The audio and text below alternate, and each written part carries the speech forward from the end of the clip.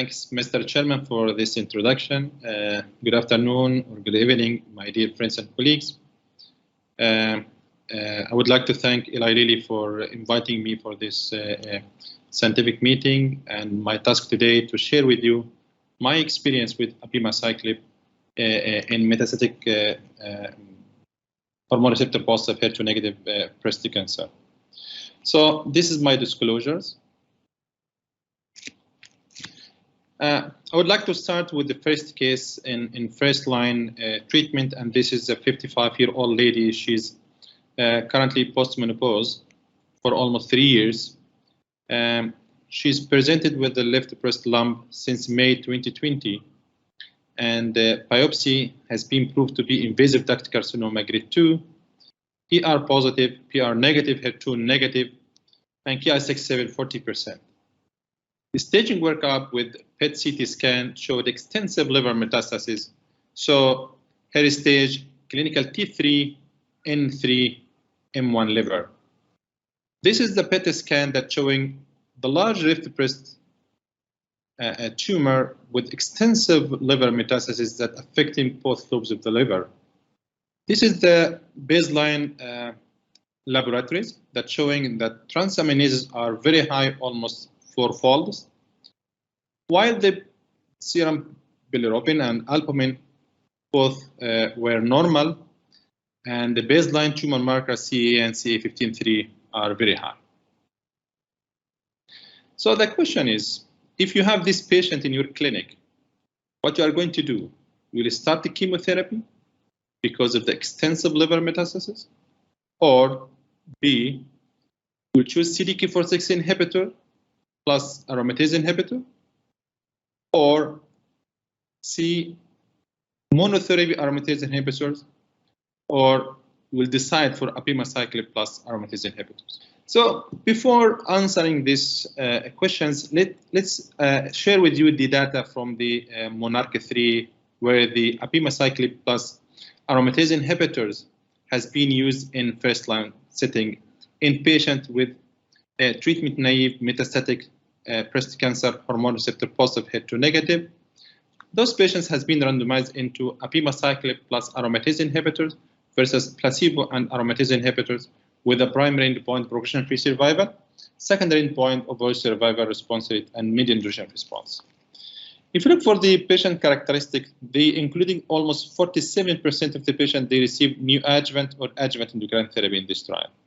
Approximately 40% they received chemotherapy with their adjuvant or neoadjuvant, and 53% having visceral disease, and most interestingly that almost 16% of the patient, they have liver metastasis. This trial has been reported as a positive trial. It extends or prolonged the median progression-free survival from 14 months for the IA alone up to 28 months for abemaciclib and aromatase inhibitors.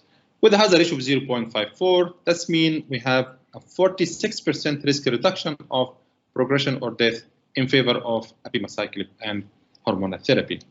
If you're looking more on the patients with liver metastasis, you find that this group of patients in general, they're doing very poor, and the median progression-free survival in general with the aromatase inhibitors alone, 7 months only. But with adding abemaciclib, we almost doubled the median progression-free survival up to 15 months, with very significant hazard ratio of 0.47, which is even better than the hazard ratio in the overall population. Another exploratory analysis from the trial answered the question that patients with early progression, those having short treatment-free interval.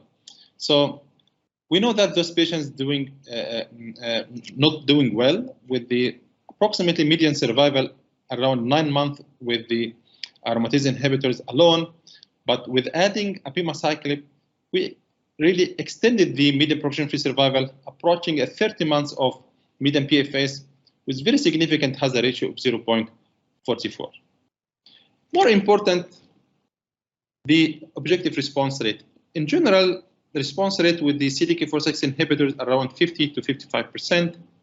Even chemotherapy, before the era of CDK4/6 inhibitors, the clinical trial reporting approximately 42% response rate with the chemotherapy in the first line.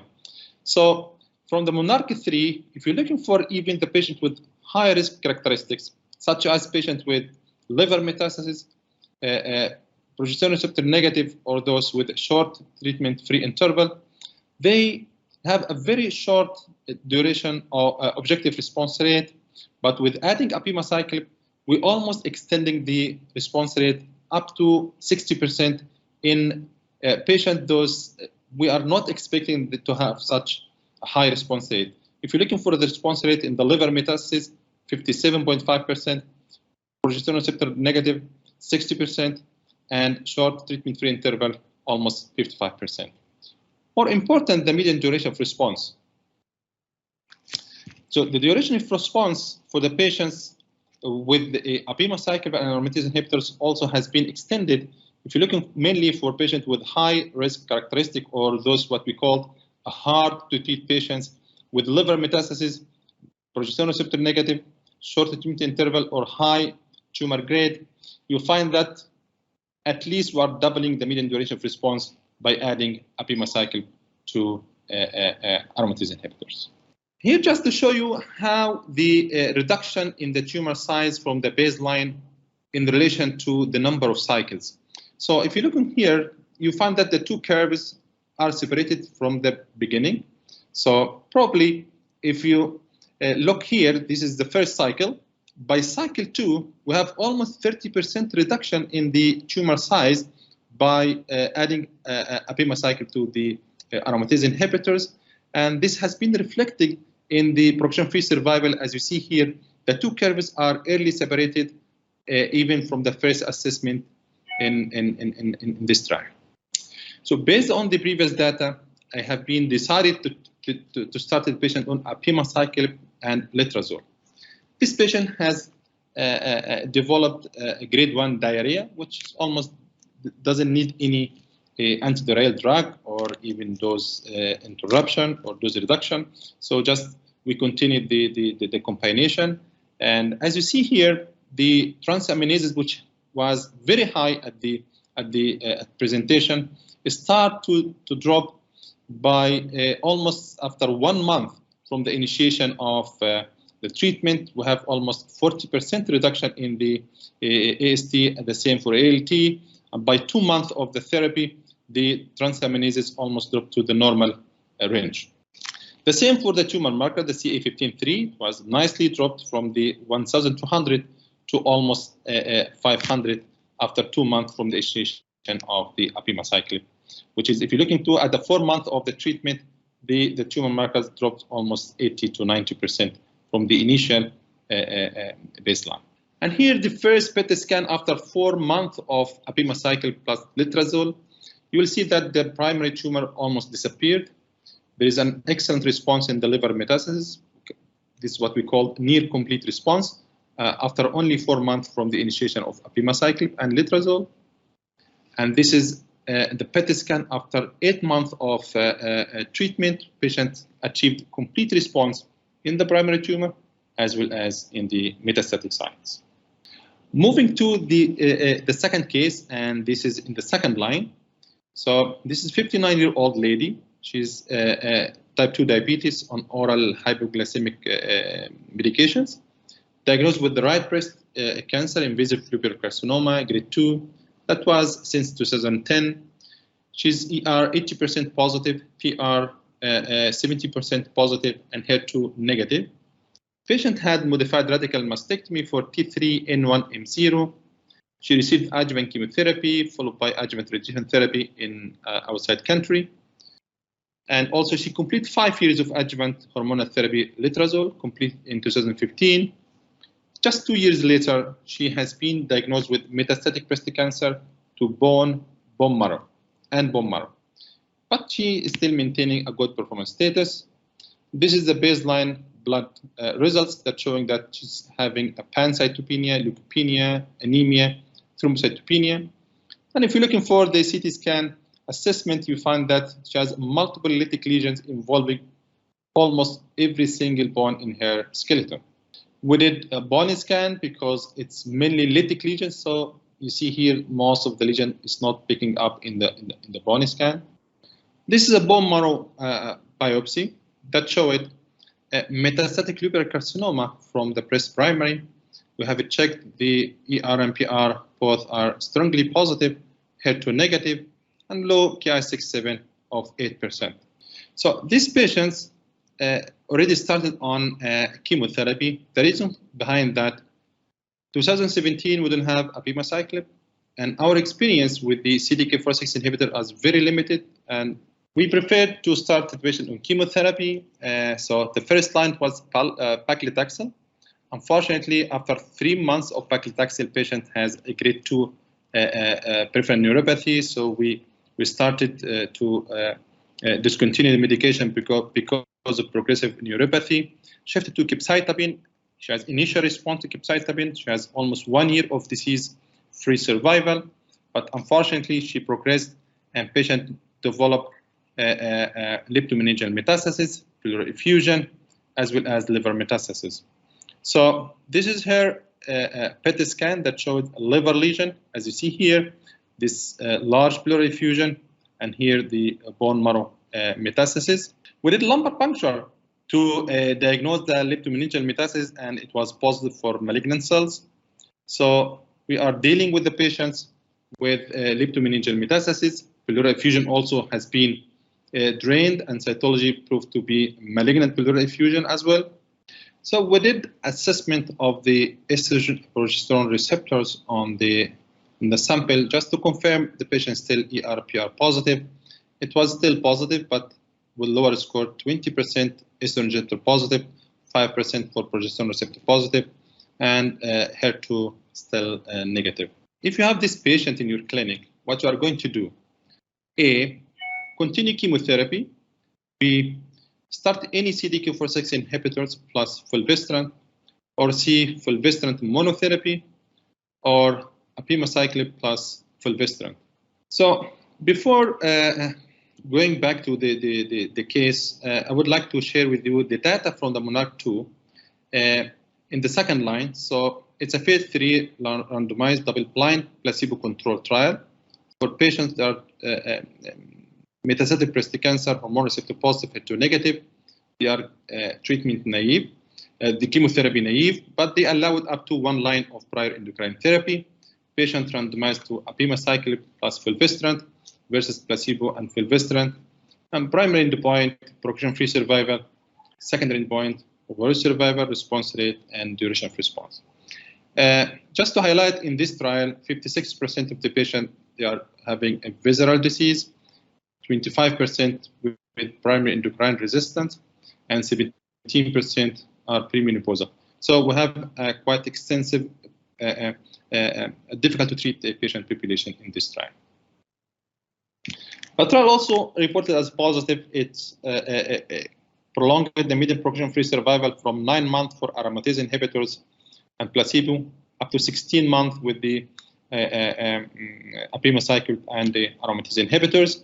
We have a significant hazard ratio of 0.55, and the trial also showed an improvement in overall survival. So we have an overall survival benefit by 24% risk reduction in death with a hazard ratio of 0.76, and the median overall survival 46.7 months versus 37.3 months. So we have almost a 10-month improvement in median overall survival in favor of abemaciclib. If you're looking for the patient, those with primary resistance, because it's quite interesting to have such a group of patients, and it's really hard to treat this population, and usually they have a very poor prognosis.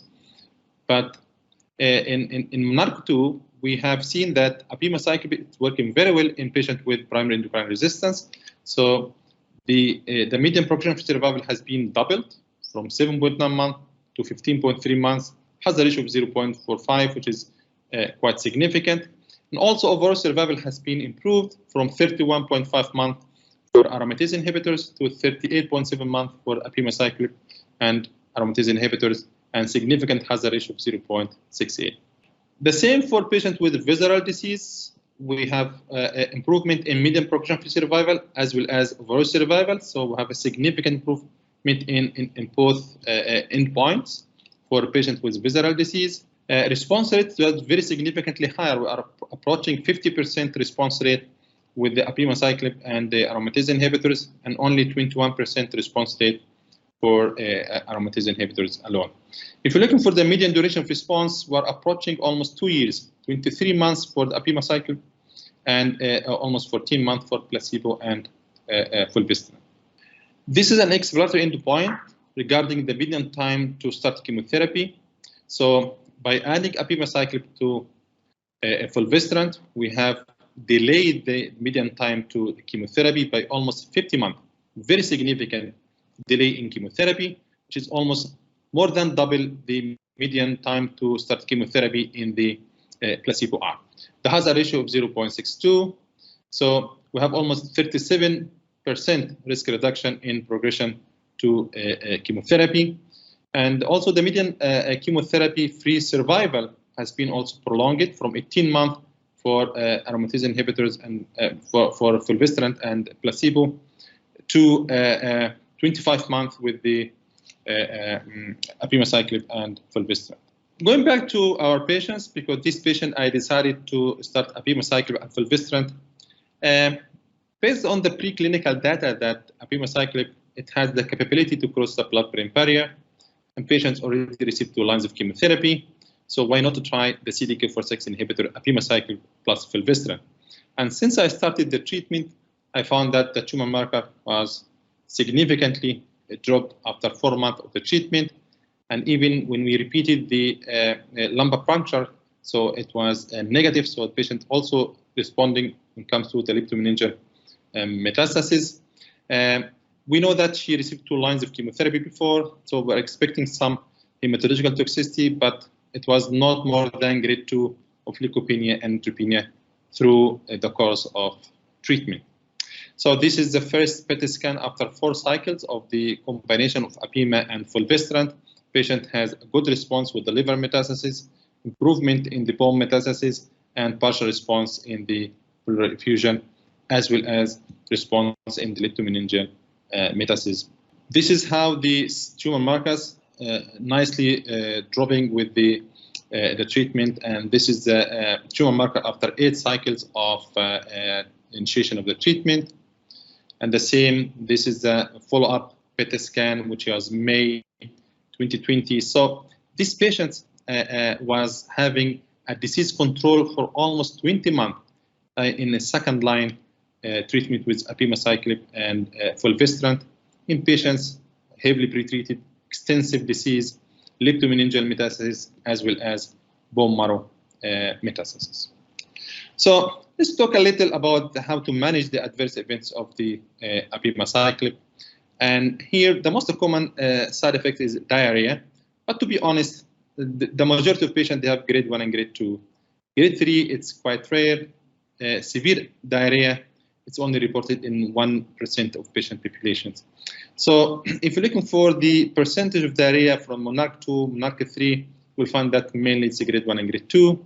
And if you're looking for the dose reduction or interruption because of the diarrhea, it was very, very minimal in both trials, 13% in Monarch 3 or 18% in Monarch 2. And up to 70% of the patient population in both trials, they received antidiarrheal drug. From my experience, diarrhea usually happening in the first 3 months or even a couple of months from the initiation of treatment, and most probably it will disappear after that. So this is the guidelines, the recommendation, how to deal with the diarrhea. So grade 1 diarrhea doesn't need any intervention. Grade 2, it needs just to hold the medication until patient recovered, and then to restart at the same dose. Unless the diarrhea was persisting or progressed to a higher grade, you might need to start the dose reduction. With the grade 3 diarrhea, you have to stop the drug until the patient recovered, and then to start with the first dose reduction. For neutropenia, which is not common in abemaciclib, with the abemaciclib, when compared to the other CDK4/6 inhibitors, but in general, the majority of patients, they have grade 1 and grade 2, and with these 2 grades of neutropenia or leukopenia, there is no need for dose modifications. But with grade 3 neutropenia, we have to suspend the drug until the patient improved to be less than grade 2. Then we'll start same dose. Unless it's prolonged or progress to the grade 3, grade 4, we might need to start the first dose reduction. If patient presented with grade 4 neutropenia, so we have to hold the drug until neutropenia improved to be less than grade 2, and then start with the first dose reduction of abemaciclib. If you are worried about the dose modification or dose reduction with abemaciclib, we have an analysis which has been presented in ASCO 2018, showing that there is no negative impact on the outcome by dose modification or dose reduction with abemaciclib. So the analysis shows that the efficacy of abemaciclib is not compromised in the patient with dose reduction when compared to those having a full dose of abemaciclib. So in conclusion, CDK4/6 inhibitors represent a significant adverse in the care of hormone receptor positive metastatic breast cancer.